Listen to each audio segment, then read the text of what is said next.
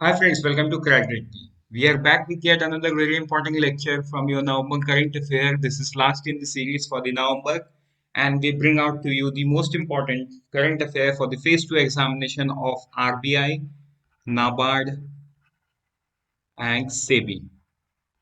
Okay, so 28, 29, and 30. So let's begin with the first news article. Sovereign Gold Bond Scheme 2021-22. Okay, Series 8. So now the important part here is the issue price. Okay, because in one of the RBI examination, I don't remember which examination it exactly, but yes, there was a question about the issue price. Okay, 4,791. That's it. The Series 8. So this would be the connection. Series 8, 4,921. Got it? So let's move to the next news article, that is unique antibacterial fabric. Now, before we learn about this antibacterial fabric, we already know Khadi Prakriti paint, which was launched by the government very recently. Okay, when Shri Nitin Gadkari was the MSME minister, so he has even tagged himself as the brand ambassador of this Khadi Prakriti paint. So now, MSME Minister Shri Narayan Rane launched this unique antibacterial fabric. Okay, so this was developed by whom? Kumarappa National Handmade Paper Institute, Jaipur. Very important point, right? Very important.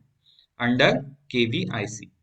The fabric is treated with antibacterial agent extracted from cow dung, which prevents bacteria growth in the fabric. This innovation fabric could be of great use in hospitals and other medical facilities. So, let's move to the next news article.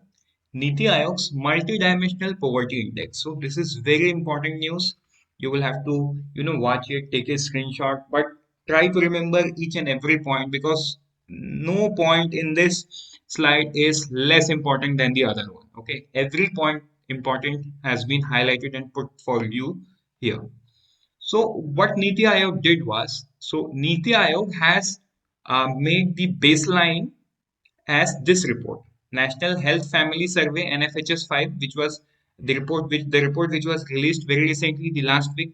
So this report was made the baseline for the Niti Aayog MPI calculation, right?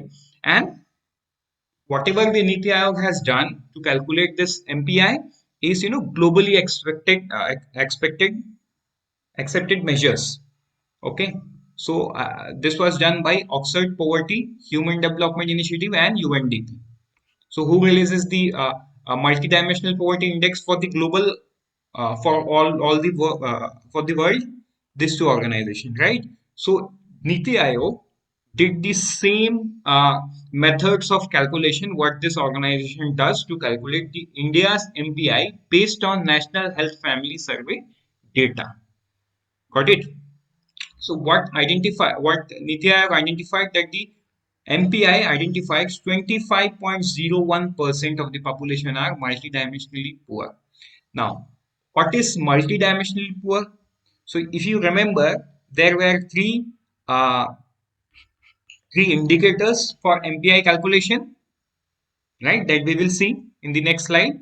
So the MPI for 2021 that was launched by whom? UNDP and the Oxford Poverty Human Development Initiative showed 27.9% of the Indian population were multidimensionally poor. So as per the Niti Aayog, it's 25.01. As per the the world body, intergovernmental body, that's 27.9%. So both the data is important. Both the data. If the question is about the Niti Aayog's MPI, 25.01. If the question is about the uh, intergovernmental body, then it's 27.9%, right? The country ranks 62 out of 109 nation on the index. So this is about the intergovernmental body. The index is based on the 10 indicators such as lack of improved drinking water, adequate nutrition, or at least 6 years of schooling. Okay, that we will see. So three indicators again, three dimensions are divided into 10 indicators.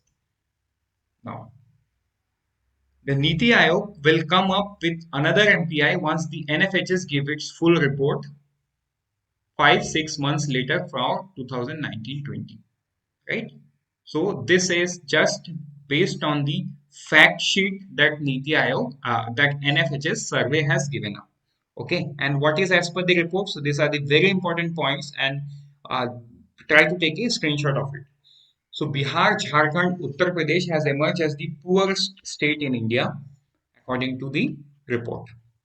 As per the index, 51.9% of the population of Bihar is poor.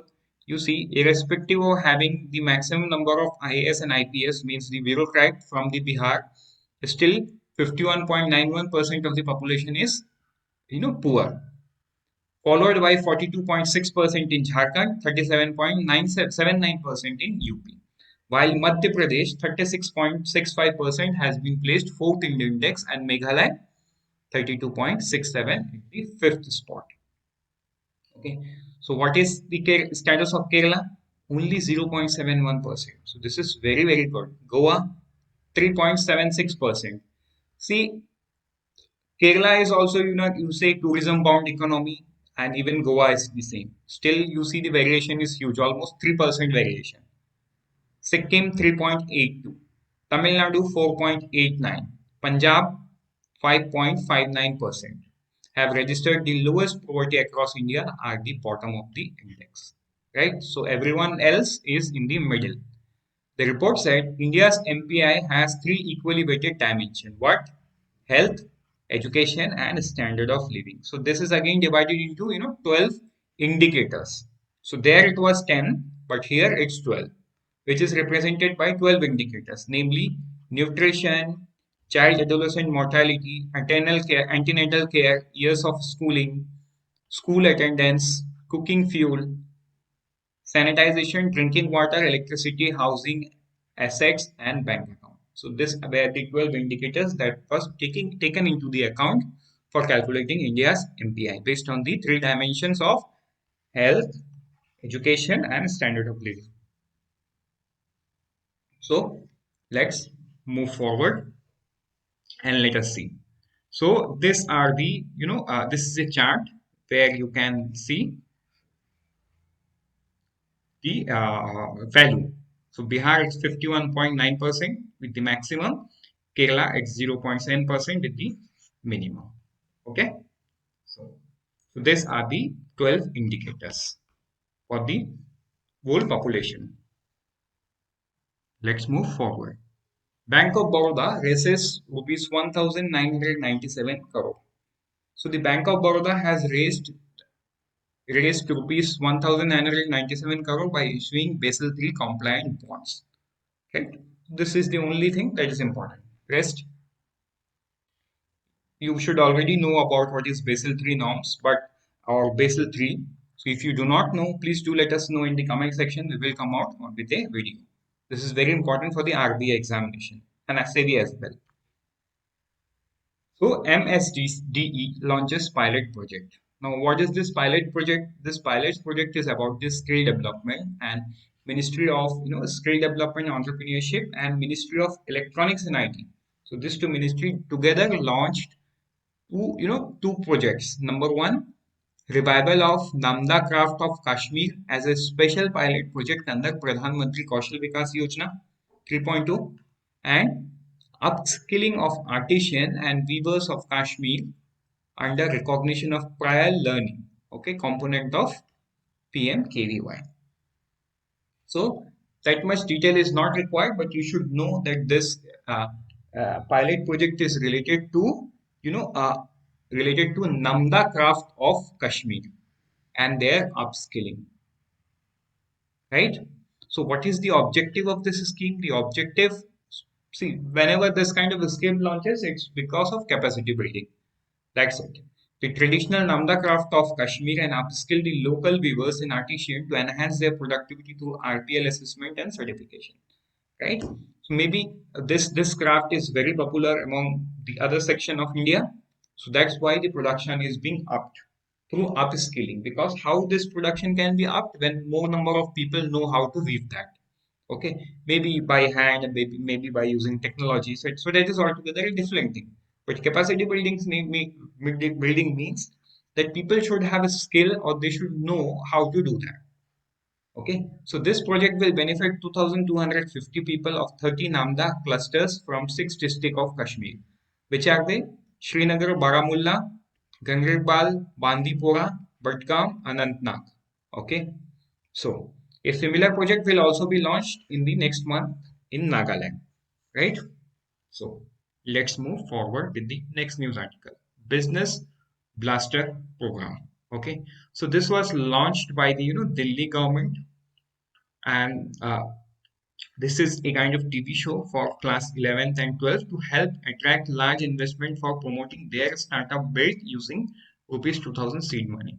So basically, it's nothing but allowing a student to think of a startup while they are in school. So this is very very good initiative, because when there is a competition of such level, so as a child, the first thing that is benefited for the government and for the country is they would start think about entrepreneurship at a very early stage, because entrepreneurship is about thinking, right? The more they think about the business, the more successful they are. Okay, execution come next. The first and the foremost thing that is important in the entrepreneurship is taking the risk. That's it. Execution, obviously, the person who can take the risk can also execute. And there are chances that startup fails, and there are also chances that uh, many big companies can fail, like Reliance ADA, Anil Dhirubhai Ambani. So the entire Reliance Dhirubhai Ambani, Reliance of ADA is bankrupt, right? So you never know. This is a very good initiative by the government of Delhi, Business Blaster program. Let's move forward. RBI supersede Reliance Capital Board. Okay.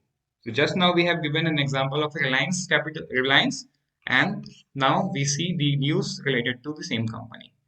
RBI supersede Reliance Capital Board. So Reliance Capital was an NBFC, right? So it has defaulted on its bond. So at present, the so it has defaulted on 83,138.8 crores. So very big amount. Okay, Reliance Capital bonds run RT 2028. Okay, have a weighted average maturity of 3.36 year at an average fixed coupon of 9.37%. So see, now it has defaulted, means future bonds will also get default. So this is a very big, again, failure of an NBFC that will have a cascading effect in the economy. Okay, so Reliance reported a loss of 2,162 crore in the first half of the financial years ended September 30. Right? So, so there was an issue. What was the issue? So the NBFC was owned by a subsidiary company of Anil Dhirubhai Ambani. So what he did was he gave loan to himself, right? So that was the issue. And when the main company failed, he could not repay it back to the NBFC, and NBFC is also failed. Okay, so that's why the next news is related to this problem. A recommendation of internal working group to review extent ownership guidelines and corporate structure for Indian private sector bank. Now you can see that very big group like Tata Group, Reliance Group, okay, ITC Group, or you can say, so there are multiple groups. So why don't they come up with a bank? And when they come up with a bank, they will come up with a huge capital. Okay, so they can make, let's say, the Tata Group or the ITC Group can make a bank of the size of, let's say, HDFC, ICICI, or SBI, too big to fail in a matter of few days, because they have that kind of money with them, right? But why they are not into the banking space? There were time when they were into the banking space, but then some problem were coming out, okay, and they were stopped. And again, this Reliance Capital example has shown that corporate house cannot run the bank. So what happens is that, see, the assets of the bank is the loans that bank gives. So it is very important that the assets are into the secure zone. Okay, most of the assets. So what happened with the Yes Bank? You remember? Yes Bank given a loan to those entity, to those corporate whose credit ratings were not good. Okay, for the sake of high uh, interest rate. Obviously, Yes Bank was lending in a very good, very high interest rate. But people defaulted, Yes Bank failed. Still, Yes Bank is there, but it failed. So in stock exchange, if you are aware that the stock that was somewhere around 300 and now it's somewhere around 13 to 12 rupees per stock. Okay. So assets are very important for the bank. So when a big corporate house enters into the banking space, the highly chances that it will lend loan to its other business. Okay. And if the other business fail, it will have a very big cascading effect on the same group banks. So that's why this is the recommendation of the internal committee, and the RBI has accepted 21 out of the 33 recommendation of the internal working group on ownership of private bank, but kept silent on giving banking loans to the big business group. Still, RBI, has not said no. Still, it's silent. Now, what is the big worry?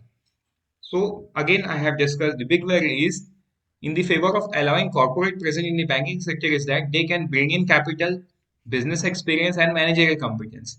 There are appreciation that it was not easy for the supervisors to prevent or defect self-dealing or connected learning. Okay, so this connected lending as bank could hide connected party or related party lending behind complex company structure and subsidiaries or through lending to suppliers or promoters and their group companies. Right now, what is connected lending? Let's see this in the next slide. So connected lending involves the controlling owners of bank giving loan to himself or his related parties and giving companies at favorable terms and conditions. Okay. Business group need financing and they can get it easily with no question asked if they have an in-house bank. So that's the problem. Okay. Let's move to the next news article. So again, this is the same thing that we were discussing in the last slide. So RBI appoints an advisory committee to advise the administrator of Reliance Capital. Okay, and this advisory committee. So see, RBI has superseded the board of the Reliance Capital. Now it cannot obviously run the bank through that mechanism. So this committee will look into the prospect of who could be the probable administrator of the Reliance Capital. Okay, this is being led by the Sri Sanjay Nautiyal, Srinivas. So these are the names. Let's move forward with the next news article. India's first certified organic fruit kiwi. Very, very important. India's only certified organic kiwi from the Zero Valley farm of Arunachal Pradesh was launched at the mega national tribal festival called Adi Mahotsav. This festival is being held in Delhi Hat, INA in New Delhi. The launch ceremony was held in associated with support from Arunachal Pradesh government and National Agriculture Cooperative Marketing Federation of India (NAFED). This initiative was undertaken as a part of the vision with the aim of transforming India into self-reliant nation under the Atmanirbharta campaign. Arunachal Pradesh is the first Indian state that obtained organic certification of kiwi fruit. Right? So with this, we have come to the end of this lecture. We wish you very good luck from the team Graduate B. We end up the November's current affair. We'll start with the December current affairs in our YouTube channel with a different energy very soon. Thank you so much.